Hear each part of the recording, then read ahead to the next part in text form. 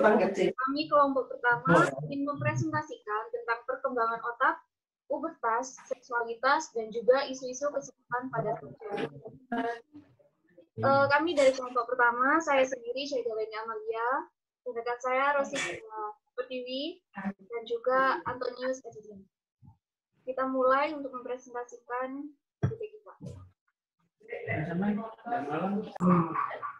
Jadi yang pertama ialah perkembangan otak manusia, dimulai dari bayi hingga dewasa. Otak manusia mulai berkembang sejak minggu keempat setelah pembuahan. Ketika tabung saraf akhirnya menutup, tabung saraf adalah jaringan yang paling pertama terbentuk sejak pembuahan, tampak seperti cacing tanah yang membentang sepanjang bagian belakang embrio.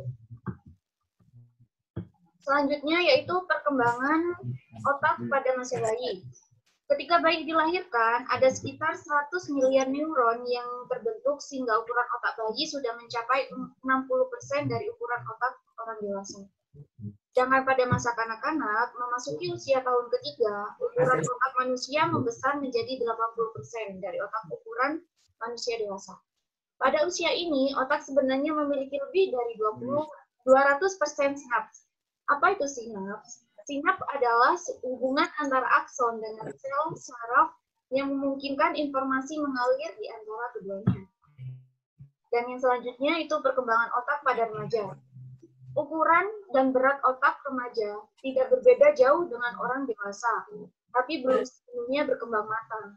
Pada usia ini, myelin yang sudah dihasilkan ketika bayi dilahirkan memiliki rangkaian yang lebih kompleks. Namun, saat memasuki usia 20 tahun, perkembangan otak pada korteks frontal akhirnya selesai, terutama pada kemampuan penilaian. Itu sebab usia 25 tahun kadang-kadang menjadi baik untuk mengambil keputusan. Namun, seiring bertambahnya usia, performa otak turut ikut menurun. Dan yang terakhir adalah perkembangan otak pada lansia. Pada usia 50 tahun, ingatan mulai menjadi lebih pendek atau bisa jadi lebih mudah melupakan sesuatu. Ini disebabkan karena penuaan alami, mengubah ukuran dan fungsi otak. Berkurangnya kemampuan otak sepenuhnya disebabkan oleh kematian sel-sel otak dan sinapsis. Otak menjadi menyusut dan risiko berbagai penyakit terkait dengan otak akan meningkat. Dan selanjutnya kita memasuki bab pubertas. Apa itu pubertas? Kata pubertas berasal dari kata Latin yaitu pubis, atau arti usia menuju kedewasaan. Kata tersebut mengacu pada perubahan filosofis dan juga psikologis. Pengertian pubertas adalah proses kematangan dan perubahan yang terjadi ketika organ-organ reproduksi mulai berfungsi dan karakteristik seks sekunder mulai muncul. Pubertas yang terjadi lebih awal atau pubertas dini dimulai pada usia 9 tahun untuk anak laki-laki dan 8 tahun bagi anak perempuan. Ciri-ciri masa pubertas menurut Soti 1982. Yang pertama yaitu mencari pergaulan di luar keluarga, usaha melepas diri dari ikatan keluarga. Yang kedua yaitu minat subjektif dan sosial timbul ke dalam batin sendiri. Yang ketiga, kepribadian tumbuh dan si puber menemukan dirinya sendiri. Ia mulai meneliti hidupnya atau dia mencoba mencari diri. Yang selanjutnya yaitu penemuan nilai-nilai, sikapnya menjadi emosional. Dan selanjutnya, daya pikir melepas sifat-sifat konkret dan menuju sifat-sifat abstrak. Berikutnya, perkembangan anak laki-laki dan anak perempuan tentu saja berbeda. Anak puber mengalami sikap ketidaktenangan, tidak seimbang, dan menunjukkan sifat-sifat yang bertentangan. Dan selanjutnya akan dijelaskan oleh Saudara Agnes.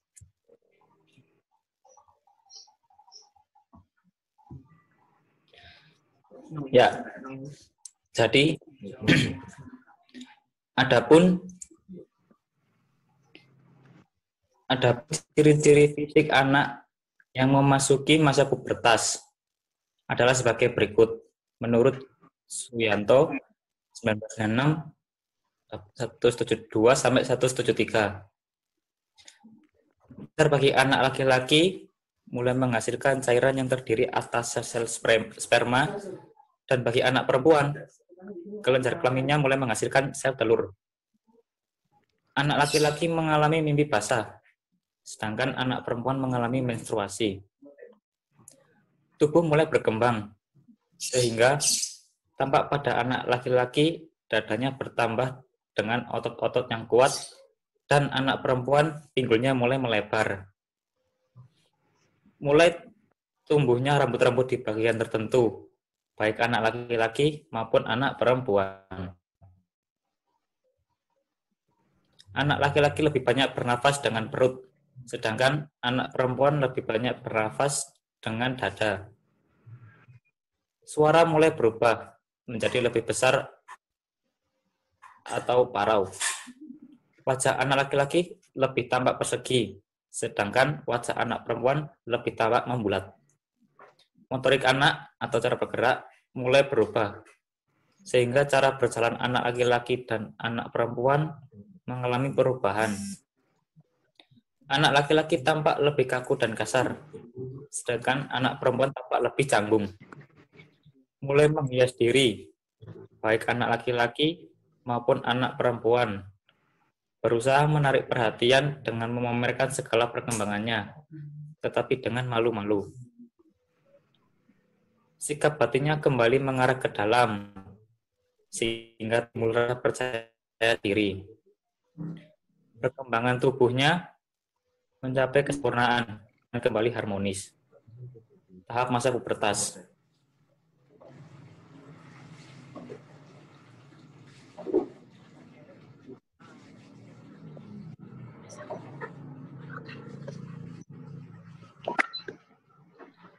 Pertama adalah seksualitas.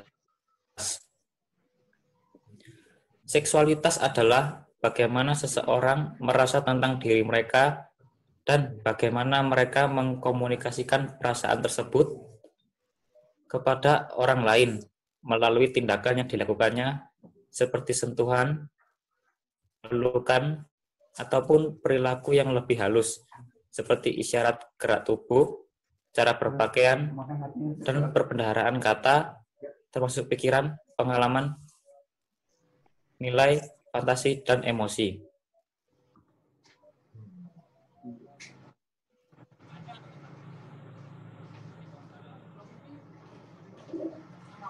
Orientasi seksual, yaitu kecenderungan seseorang mencari pasangan seksualnya berdasar jenis kelamin.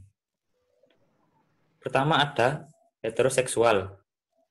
Heteroseksual berarti orientasi yang membuat seseorang tertarik pada lawan jenis gendernya. Misalnya, seorang pria tertarik secara emosional dan seksual kepada seorang perempuan. Kedua adalah homoseksual. Homoseksual adalah orientasi individu yang memiliki ketertarikan fisik, emosional, seksual, dan romantisme terhadap individu lain yang memiliki gender yang sama. Pria yang tertarik pada pria lain sering disebut gay. Sementara itu, wanita yang juga tertarik terhadap wanita disebut sebagai lesbian. Ketiga adalah biseksual. Sering disingkat bi. Biseksual adalah ketertarikan seseorang individu dengan dua gender, yaitu yang memiliki dan gender yang lain. Contohnya ada seorang wanita yang menyukai laki-laki, namun juga perempuan.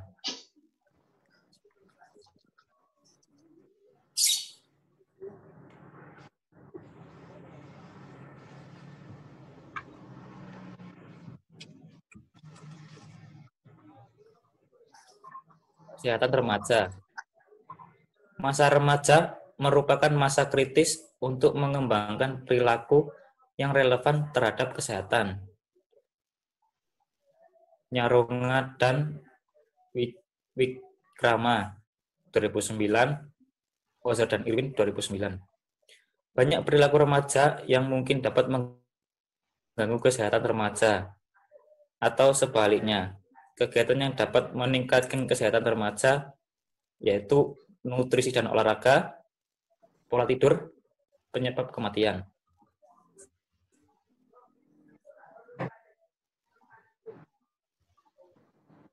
Pertama, nutrisi dan olahraga. Masalah nutrisi dan olahraga di masa remaja menjadi perhatian yang serius. Banyak penelitian tentang pola konsumsi remaja. Penelitian tersebut mengungkap bahwa banyak remaja yang mengandalkan makanan cepat saji sehingga konsumsi lemak tidak terkontrol. Ketika beranjak dewasa, remaja cenderung semakin kurang aktif. Penelitian juga menemukan bahwa remaja laki-laki cenderung melakukan olahraga daripada perempuan. Selain itu, perbedaan etnis juga menjadi faktor partisipasi olahraga.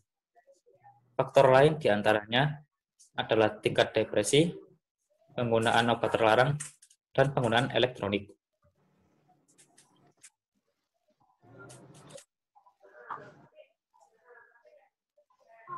Selanjutnya, pola tidur. Tidur juga memiliki dampak yang sangat besar terhadap kesehatan seseorang. Remaja yang tidak cukup tidurnya pada hari sekolah cenderung merasa mudah lelah dan atau mengantuk, lebih mudah tersinggung, dan berubah perasaannya. Tertidur di sekolah, depresi, dan meminum-minum berkafein dibanding rekannya yang cukup tidur. Mary Carskadon dan koleganya telah mengadakan sejumlah penelitian terhadap pola tidur remaja. Mereka menemukan bahwa remaja akan tidur malam rata-rata selama 9 jam 25 menit. Namun, kebanyakan remaja akan tidur kurang dari 9 jam, terutama pada hari biasa. Kekurangan tidur ini akan berusaha dibayar pada akhir pekan. Saya akan melanjutkan presentasinya. Selanjutnya ada penyebab kematian di masa remaja. 3 penyebab utamanya, yakni yang pertama kecelakaan, pembunuhan, dan bunuh diri. Kecelakaan berada di tingkat pertama karena kebiasaan mengemudi yang ceroboh serta mengemudi di bawah pengaruh alkohol adalah penyebab tingginya angka kecelakaan tersebut. Yang kedua, pembunuhan merupakan penyebab terbesar kedua dari kematian remaja. Tingkat pembunuhan meningkat 3 kali lipat sejak tahun 1950-an. Kemudian diikuti dengan bunuh diri. Selanjutnya, penggunaan dan penyalahgunaan narkoba. Sejak tahun 1991, dilakukan survei mengenai penggunaan obat terlarang. Menurut hasil studi tersebut, proporsi siswa Amerika Serikat yang menggunakan obat terlarang telah menurun di akhir tahun 1990-an dan dekade pertama di abad ke-21. Konsumsi alkohol oleh remaja juga terjadi penurunan yang cukup besar. Perbedaan jenis kelamin juga menunjukkan perbedaan keterlibatan konsumsi alkohol yang berbeda. Hal yang harus diperhatikan adalah ketika remaja mengemudikan kendaraan setelah minum minuman keras, karena hal tersebut sangat berbahaya.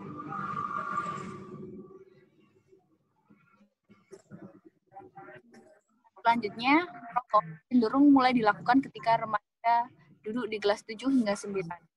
Walaupun beberapa di antara mereka melanjutkan merokok selama perguruan tinggi, bahkan sampai usia tua juga.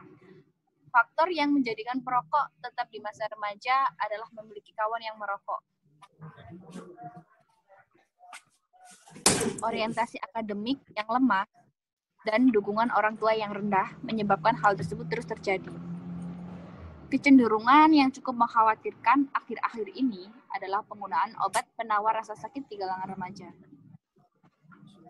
Nah, namun kesehatan remaja tergantung pada perilaku mereka sendiri. Ada beberapa cara meningkatkan kesehatan remaja yang bisa dilakukan. Nah, yang pertama caranya meningkatkan perilaku yang dapat meningkatkan kesehatan remaja seperti makanan bergizi, olahraga, serta cukup tidur. Yang kedua, ada mengurangi perilaku yang dapat membahayakan kesehatan, seperti penyalahgunaan obat, hubungan seks tanpa pelindung, dan kekerasan. Dalam hal tersebut, peran perkembangan orang tua, kawan sebaya, dan pendidikan sangat juga diperlukan. Nah, diperlukan perhatian khusus kepada remaja yang mulai menggunakan obat terlarang di awal masa remajanya. Jika seseorang mulai minum minuman keras di usia dini, akan meningkatkan resiko menjadi peminum berat di usia parubayanya. Peneliti telah menemukan bahwa pengawasan orang tua terkait dengan masalah perilaku remaja yang rendah, termasuk penyalahgunaan obat terlarang, itu bisa ditangani dengan makan malam bersama, juga berdampak pada menurunnya permasalahan remaja tersebut. Nah, keberhasilan pendidikan pun menjadi penyangga yang kuat terhadap timbulnya obat-obatan pada masa remaja, termasuk konsumsi alkohol dan merokok. Itu presentasi dari saya. Sekian, terima kasih. Oke, jadi itu tadi presentasi dari kelompok pertama. Apabila ada penjelasan yang mungkin kurang jelas atau tidak sesuai dengan apa yang teman-teman ketahui, kami mohon maaf dan kami juga ucapkan terima kasih telah menyimak presentasi kami. Dan saya akhiri, wassalamualaikum warahmatullahi wabarakatuh.